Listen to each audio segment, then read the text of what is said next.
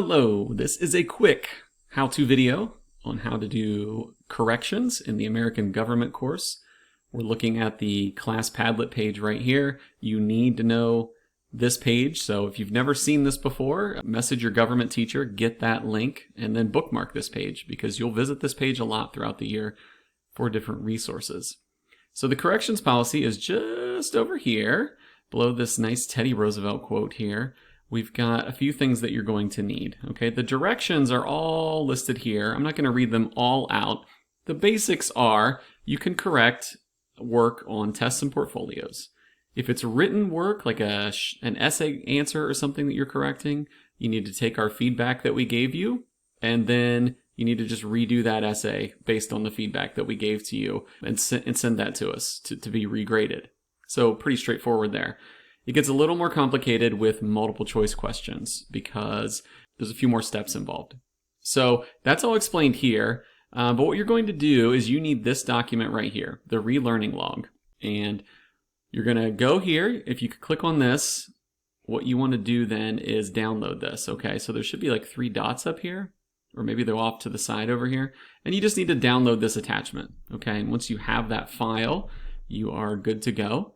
It can either open it as a Google Doc or a Word document. So we've got a version of it here now that I've downloaded it. I can edit this document. You just need to put your name, what test you're correcting, and then the unit and lesson number that it's in so we know what it is that you are correcting. Okay, full directions here. Remember, the key is you need to show us that you know and understand what you missed originally. So that's the whole key to this.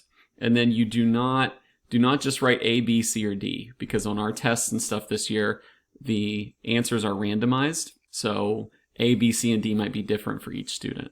So just type out the old answer, the new answer, and then the key part here is based on what you have learned. So you went back and looked at a lesson or watched a video or reached out to your teacher.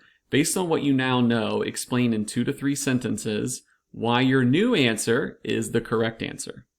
Okay, do not just put, whoa, I went back and looked and now I get it, that this one's the right one. No, explain why. If you just tell me, or any of your government teachers, that, oh, you just reread the question and now you understand it, you will not be getting points for the correction. Okay, you need to explain why.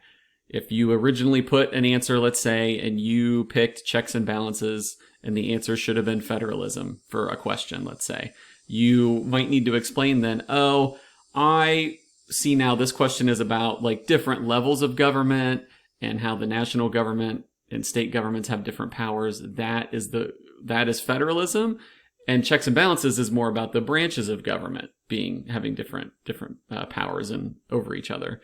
So just I would be able to read that and go, okay, they now understand what federalism is, why checks and balances is not correct, and I can give them this point on the question. And then lastly, what lesson or what page in the lesson did you look back at? What video did you watch? You need to explain where you found this information. So it's a little bit involved, but you'll get into the rhythm of it, and that would be for, let's say, question number 1. So you would fill all this out for one question, and then if all that looks good and you picked the new answer correctly and explained yourself, you would get the point. And then if there's more than one question you're correcting, which is likely, you just scroll down. There's more of these sets of charts here. You're just going to do one of these for every question that you're correcting. I think I went ahead and put like 15 of these boxes on here. You do not need to use all of them if you're only correcting a few questions.